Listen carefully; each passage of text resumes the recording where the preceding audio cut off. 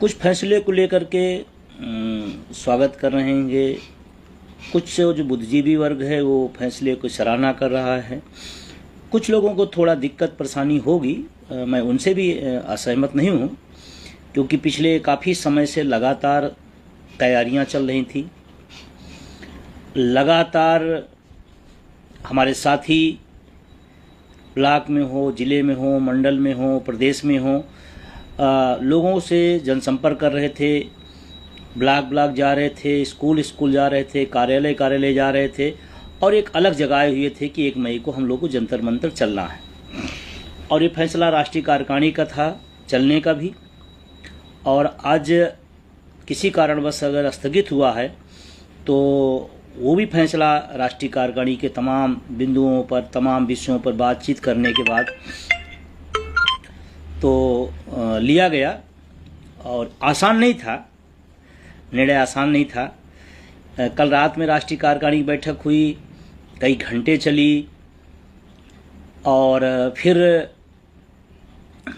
रात भर हम सब मंथन चिंतन किए।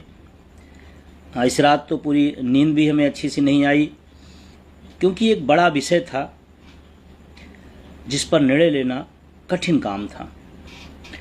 लेकिन नेतृत्व को कभी कभी कठिन निर्णय भी लेने पड़ते हैं।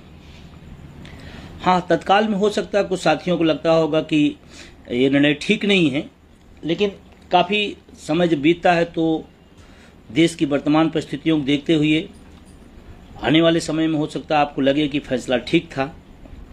अधिकांश लोगों का तो स्वागत ही आ रहा है, और अभी मैं आपको बताऊंगा कि इसके पीछे के राज क्या हैं, इसके पीछे की वजह क्या है।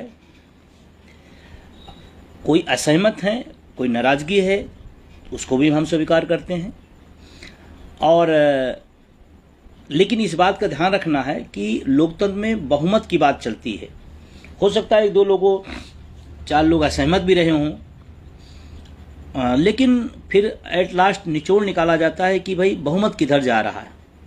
तो बहुमत आया कि देश की परिस्थितियों को देखते हुए अभी इस जंतर मंतर के धरने को स्थगित किया जाए।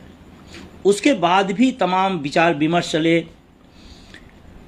हमने अपने प्रदेश के तमाम पदाधिकारियों से फिर सुबह आज बैठक किया, मैंने जिला संयोजकों से भी राय शुमारी की गई, उनसे भी पूछा गया।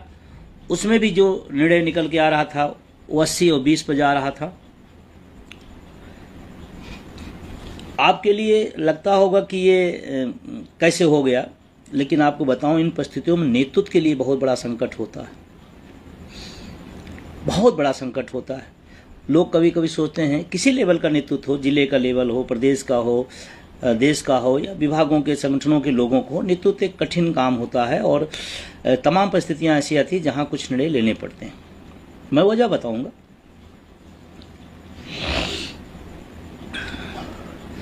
हमारे तमाम पत्रकार साथियों की फ़ोन आ रहे हैं लगातार, क्या है, कैसे है, तो उनसे भी लगातार अभी स्थगन के बाद बातचीत होती रही। हमारी तैयारी बहुत अच्छी चल रही थी, लोग बस कर लिए थे, ट्रेनों से बुकिंग हो गई थी, कुछ फ़्लाइटों से लोग भी, तमाम राज्यों के लोग बुक कर लिए थे, और पूरी तैयारी थी। दिल्ली की टीम लगातार वहाँ व्यवस्था में लगी रही। मंजीत राणा हमारी टीम के साथी और तमाम लोग सब लगातार लगे रहे। जंतर मंतर से प्रशासन से संपर्क लगातार बना रहा। लेकिन इसके पीछे की वजह जब हम लोगों ने तय किया था 1 मई, तो जो देश की परिस्थितियां आ जाईं, पहलगांव जैसी घटना नहीं थी, अचानक हुई है। अब वो घटना घटने के बाद जो देश की परिस्थितियां, माहौल, ऐसी स्थिति में NMOPS हटेवा या उसके सहयोगी संगठनों का कोई प्रदर्शन लाख के ऊपर ही होता है, कई लाख होता है। अब उसमें जंतर मंतर तो शुरू से ही साथी हमारे कह रहे थे कि जगह छोटी है, और वास्तव में छोटी है NMOPS के लिए, क्योंकि NMOPS एक समुद्र है जहाँ तमाम सारी नदियाँ आके मिलती हैं, तमाम सारे संगठनों का सहयोग और स्नेह और समर्थन उनका रहता है। उस हालात में जिस तरह का रिपोर्ट आ रही थी कि दिल्ली में एक बड़ा जुटाव होगा, एक बड़ी संख्या होगी और देश की वर्तमान परिस्थितियों के अनुसार इतनी बड़ी संख्या को मैनेज करना और नियंत्रित करना एक कठिन काम था।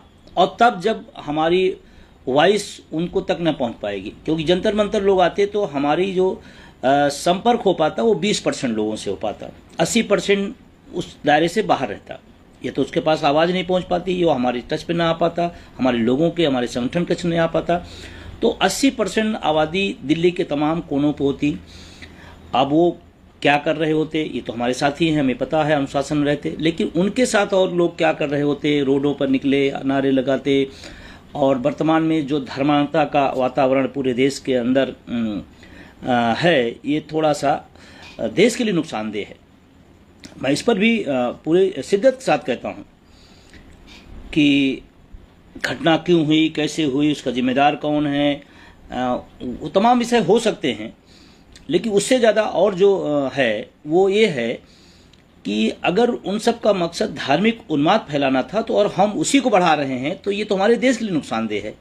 और मैं अपने साथियों से बड़ी विनम्रता से, बहुत सेंसिटिव टाइम है, बहुत ही संवेदनशील वक्त है, आप अपनी भाषा पर, अपने पोस्टों पर कोई ऐसा शब्द, कोई ऐसा कार्य ना करें जिससे देश की एकता अखंडता को नुकसान पहुंचाए। हम सरकार के भी साथ इस परिस्थितियों में हैं और देश के भी साथ हैं, देश के नागरिकों के साथ हैं और देश के सेना के साथ भी हैं। और आपने जैसे अगर पत्र पढ़ा होगा तो पत्र में बहुत सारी चीज़ें हमने खुलासा किया। हमने उस पत्र को माननीय प्रधानमंत्री के नाम लिखा। ये प्रधानमंत्री के नाम क्यों लिखा? हम प्रधानमंत्री को संदेश देना चाह रहे हैं, क्योंकि हम जब आंदोलन करते हैं अपने हक के लिए तो तमाम सारे लोग ये सोचते हैं कि इनको अपने मुद्दे से मतलब है। मैं आज भी, पहले भी और अब भी कह रहा हूँ, हमारे लिए देश पहले है, देश हमारे लिए प्रथम है। जितनी सबको मोहब्बत है उससे इस देश के आम भारतीय नागरिक को मोहब्बत है। दुनिया का सबसे खूबसूरत देश है कि हमारा मुद्दा और हमारे देश की परिस्थिति। तो हमारी राष्ट्रीय टीम ने एक फैसला किया कि हम लोग देश के साथ, सरकार के साथ इन परिस्थितियों में खड़े हैं। हमारा मुद्दा है, रहेगा। सामान्य परिस्थितियों में हम फिर संघर्ष करेंगे, फिर लड़ेंगे, रैली करेंगे, महारैली करेंगे, उसमें कोई दो राय नहीं। लेकिन दोनों देशों के बीच जो इस समय तनातनी चल रही, इन परिस्थितियों में क्या होगा, कैसे होगा, ये भी कुछ अंदाजा नहीं लगाया जा सकता। और मैं तो मैंने प्रधानमंत्री जी से कहा, मैं पत्र लिखा इसीलिए कि हम सब आतंकवाद, उग्रवाद के खिलाफ हैं। देश के किसी कोने में अगर आतंकवादी कोई घटना करता है, हमारे नागरिकों को मारता है, हमारे देश की क्षति करता है, हमारे सम्मान और स्वाभिमान को चोट पहुंचाता है, आप कठोर से कठोर निर्णय लीजिए और कठोर से कठोर कार्रवाई लीजिए। पूरा देश आपके साथ खड़ा है। हमारा संगठन NMOPS, उसके सहयोगी संगठन आपके साथ खड़े हैं। लेकिन इस बात के साथ ये भी कहना चाहूँगा कि बार बार एक जैसी घटनाओं की पुनरावृत्ति होती है तो इसका मतलब हमारी भी कहीं कमजोरी है, उनको भी हमें ध्यान रखना होगा। और देश पर बाहरी ताकतों का संकट आए तो हम पूरी मजबूती के साथ अपनी सब चीज़ों को छोड़कर देश के साथ खड़े हैं। और आज NMOPS ने वो दिखाया, NMOPS ने वो करके दिखाया जो लोग सोच नहीं पाते हैं।